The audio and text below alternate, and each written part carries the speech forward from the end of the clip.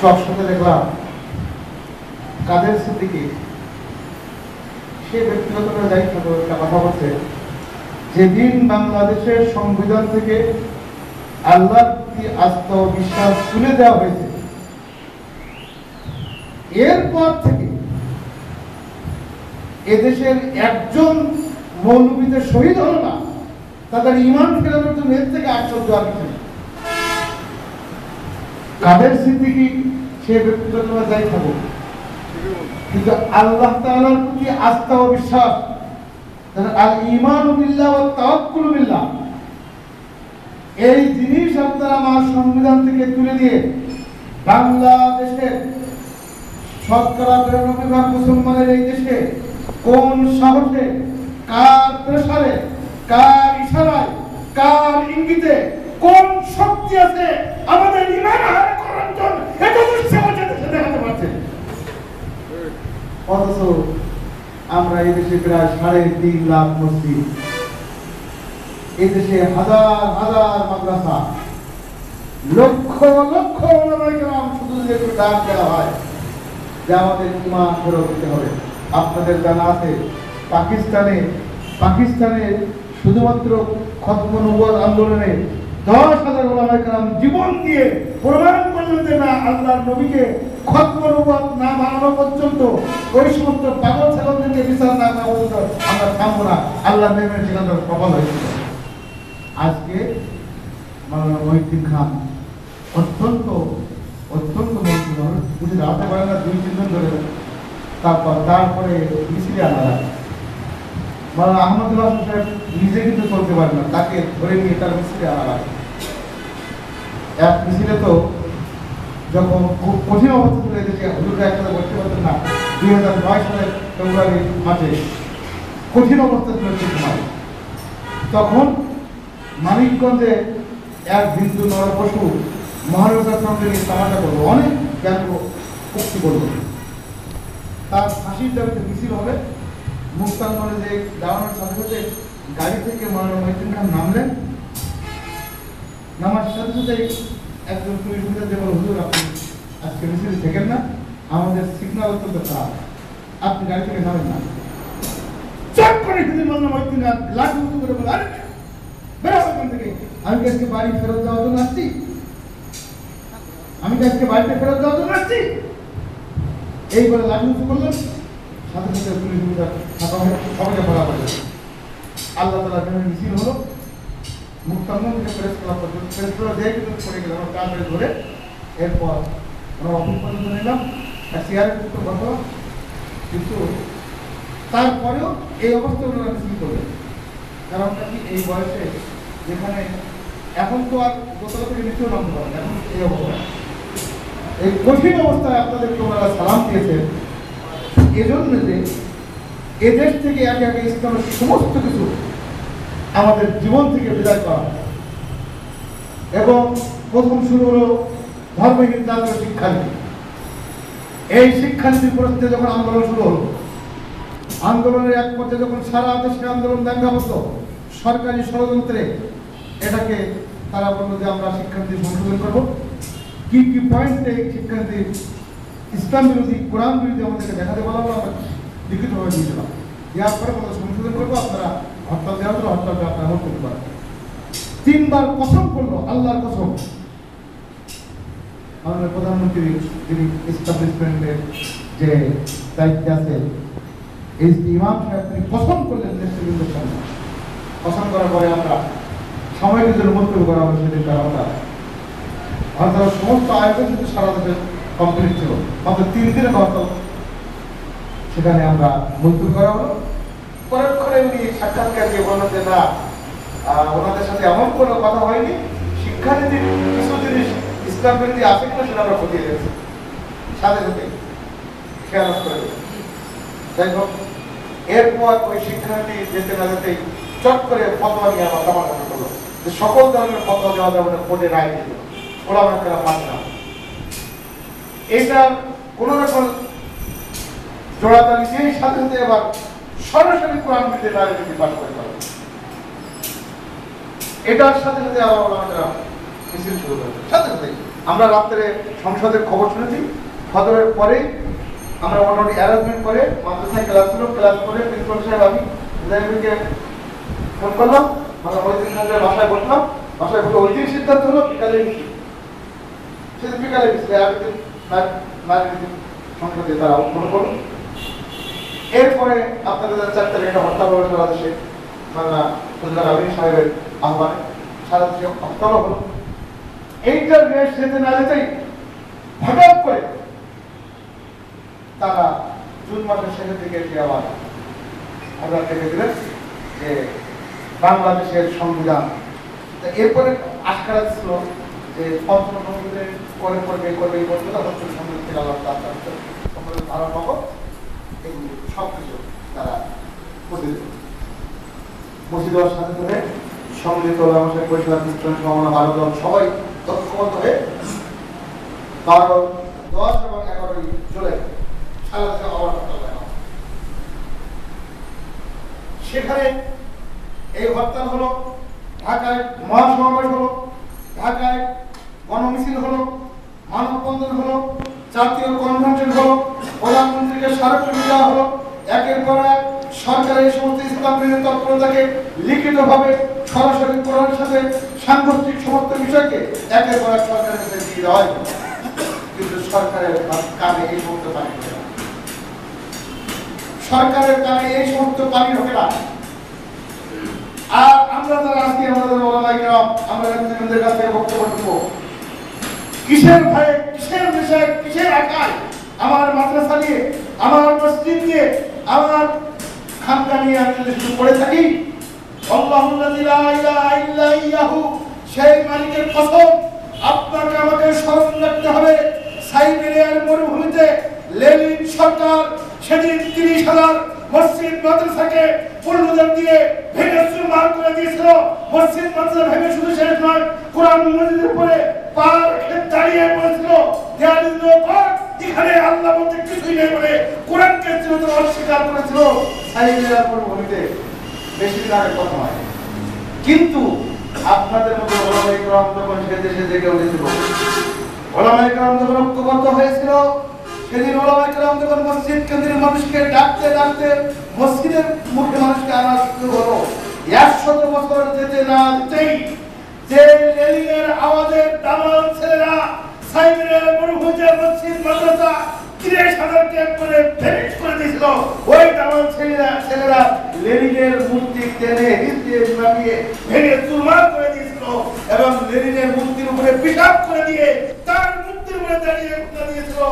কমিউনিজমের জন্য উঠেবল operational depression, সোশ্যালিজমের জন্য উঠেবল operational depression, Islamism back ওই ওয়াটসঅ্যাপ কোরআন, ওই ওয়াটসঅ্যাপ কোরআন বলে সেদিন কি আমরা দলের মতো সাইবেরিয়ার মরুভূমিতে সেদিন তারা তার মুক্তি বন্ধ সরিয়ে দিয়েছিল।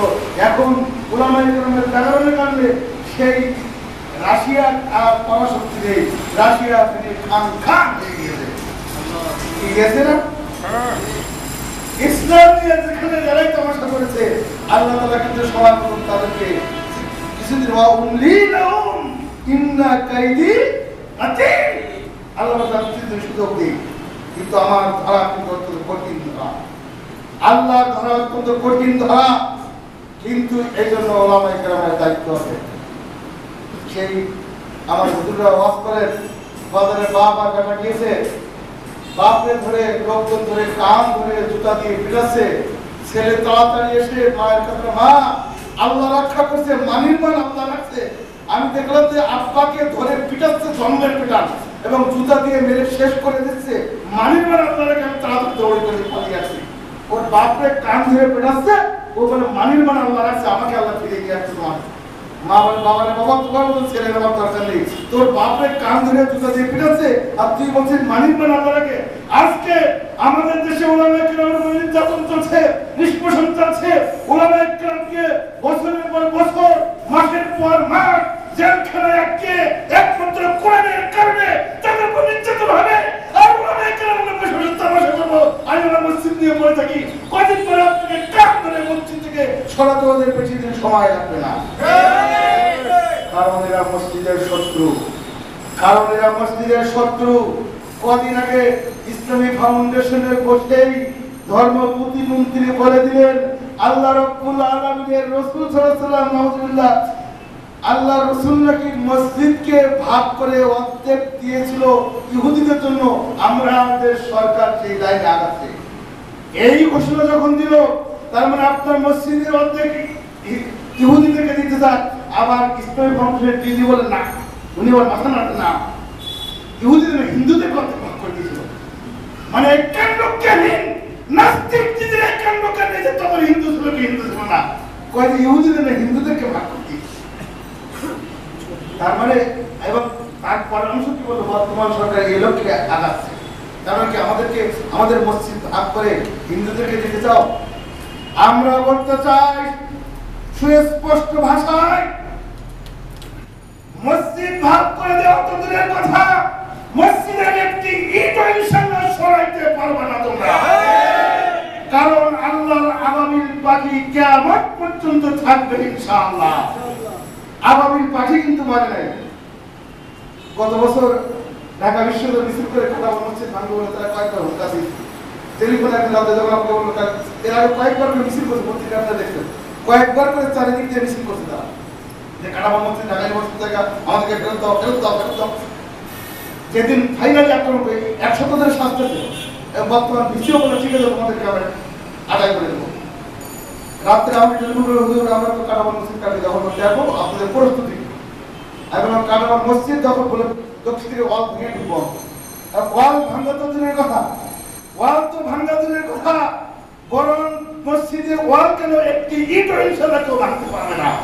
কারণ আল্লাহর আবাবিল পাখি এখনো পর্যন্ত আজকে কিয়ামত পর্যন্ত থাকবে। এই বলার পরে ওরা টেলিফোন কেটে দিল, এরপর তো আসি না। কিন্তু এক সপ্তাহ আপনারা বিভিন্ন পত্রিকা জাতীয় পত্রিকা দেখবেন। যাই হোক, আমাদের মূল বিষয় যেটি সেটি হলো ইসলামের উপরে এই যে আঘাত আসছে একের পর এক, ইসলামকে ধ্বংসের জন্য যে চক্রান্ত শুরু হয়েছে, এই চক্রান্তের মোকাবেলায় ওলামায়ে কেরামকে ঐক্যবদ্ধ আওয়াজ তোলার কোনো বিকল্প নাই।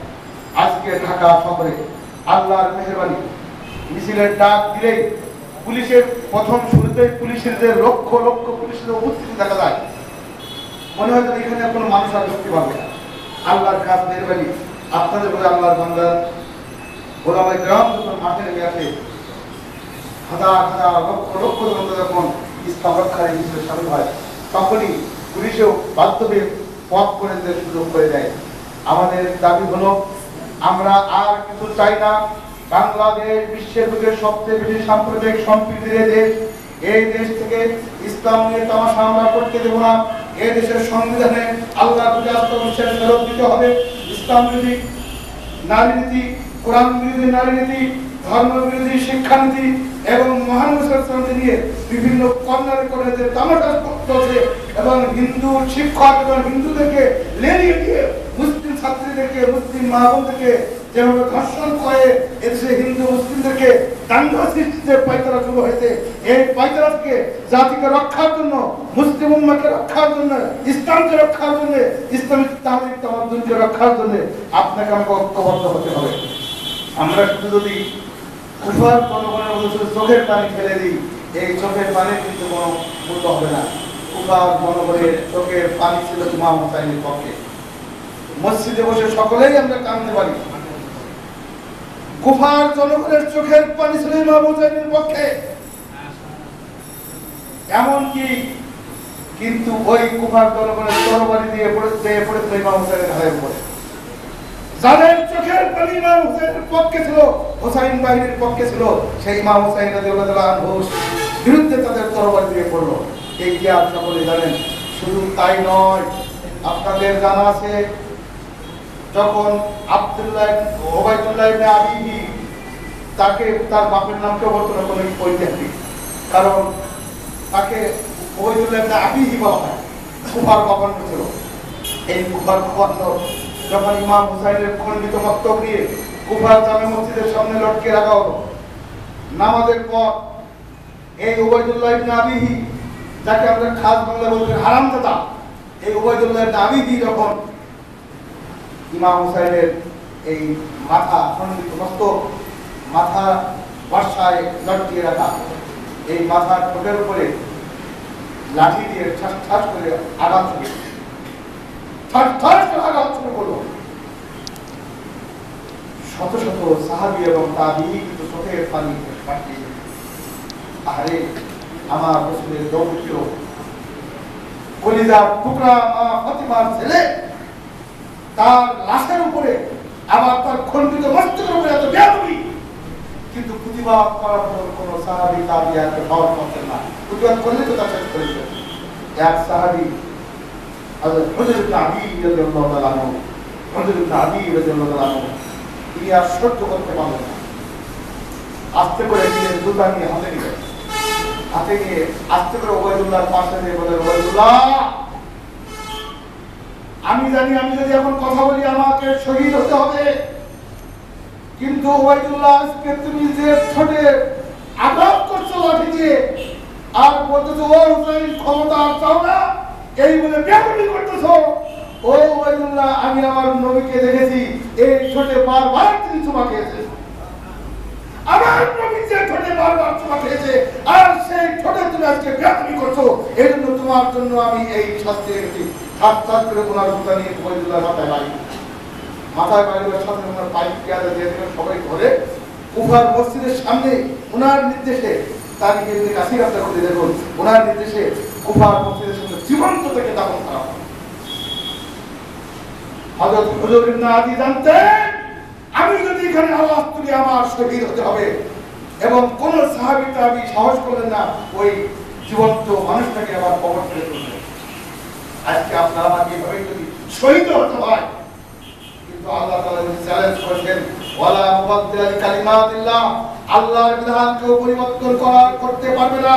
আল্লাহর বিধান, আল্লাহর আইন, আল্লাহর কানুন, আল্লাহর আয়াত, আল্লাহর কালিমা, কোরআনের বিধান, কোরআনের আইন, ইসলামের আইন, রাসূলের আইন, রাসূল প্রদর্শিত বিধান পরিবর্তন করার সাহস দুনিয়ার কারণ নেই।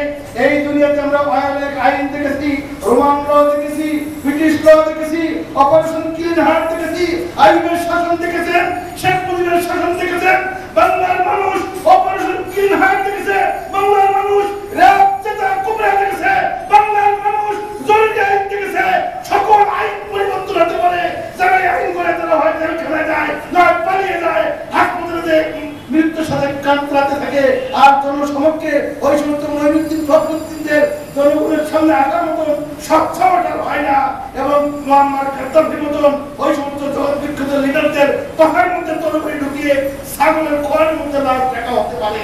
কিন্তু ওয়ালা মুবাদদিলা লিকালিমাতিল্লাহ, সকলের আইন কিন্তু পরিবর্তন হবে, আল্লাহর আইন পরিবর্তনের সুযোগ সাহস অধিকার কারণ দেওয়া হয় নাই।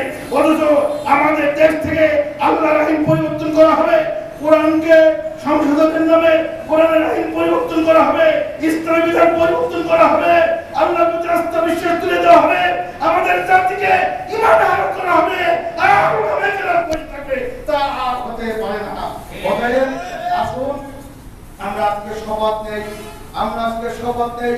হযরত ওমর ইবনে খাত্তাব রাদিয়াল্লাহু তাআলা আনহুকে জিজ্ঞেস করা হয়েছিল, হুদায়বিয়ার দিন আপনারা কিসের জন্য শপথ নিয়েছিলেন, কিসের শপথ নিয়েছিলেন? আল্লাহ তাআলা এত খুশি হলেন, ইবাইউনাকা তাহতা শাজারা, আল্লাহ এত খুশি হলেন কিসের কারণে শপথ নিয়েছিলেন? হযরত ওমর সেদিন বলেছিলেন, শোনো, আমরা যখন ওসমান রাদিয়াল্লাহু আনহুকে আটকানোর এই ঘোষণা শুনলাম, আমরা মনে করলাম এখন যদি কুরাইশদের সাথে লড়াই করতে পারবো না, আল্লাহ রাসূল সাল্লাল্লাহু আলাইহি ওয়াসাল্লাম বলেন, যাই আসো শপথ নাও। কিসের শপথ? আমরা ধৈর্যের উপরে শপথ করলাম। ধৈর্যটা কি? পরিস্থিতি যতই কঠিন হোক, ময়দান যতই উত্তপ্ত হোক, ময়দান থেকে সরে দাও না। উলামায়ে কেরামকে এই শপথ করতে হয়ে হুদায়বিয়ার সন্ধির মতো। আর আপনারা আমার চোখের সামনে দিনকে সূরাতুল ইব্রাহিম হামলুকের সামনে, রাজমা হাসুর কিয়ামত আব্দুল মুস্তাফাকে সামনে, আপনার চোখের সামনে দিনের টপকে সূর্য ডুবে যাচ্ছে, আর আমরা আমাদের চারটার মজলিসে আমরা কালে বসে থাকবো, তা হতে পারে না।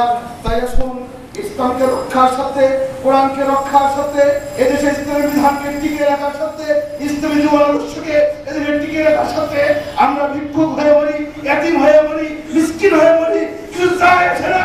আল্লাহর জমিনে আল্লাহর দ্বীন নিয়ে যারা তপস্যা করবে তাদের মোকাবেলা মোকাবেলায় ঐক্যবদ্ধ সংগ্রাম আমরা চালিয়ে দেবো। নাসরুম মিনাল্লাহি ওয়া ফাতহুন করিম। আল্লাহ রাব্বুল আলামিন আমাদেরকে এই তৌফিক দান করুন। পরিস্থিতি যতই কঠিন হোক, আল্লাহর দ্বীনের পক্ষে ঐক্যবদ্ধভাবে কাজ করে দেওয়ার তৌফিক আল্লাহ তাআলা আমাদেরকে দিন। কে কোন দল করে, কে বিএনপি করে, কে আওয়ামী লীগ করে, কে সরমনি করে, কে তাবলীগ করে, কে ঐক্যজোট করে, কে শাসনতন্ত্র করে, কে খেলাফত করে, কে জামাত করে, কে তাবলীগ করে, কিছু যায় আসে না। সকল প্রকার ইখতিলাফ ও ভেদাভেদ ভেঙে ভুলে একমাত্র আল্লাহর দ্বীনের সাথে ঐক্যবদ্ধ হয়ে আল্লাহ তাআলা ময়দানে আমাদেরকে কবুল করে নিন। আমিন। ওয়া আখিরু দাওয়ানা আলহামদুলিল্লাহি রাব্বিল আলামিন। আসসালামু আলাইকুম ওয়া রাহমাতুল্লাহি ওয়া বারাকাতুহু।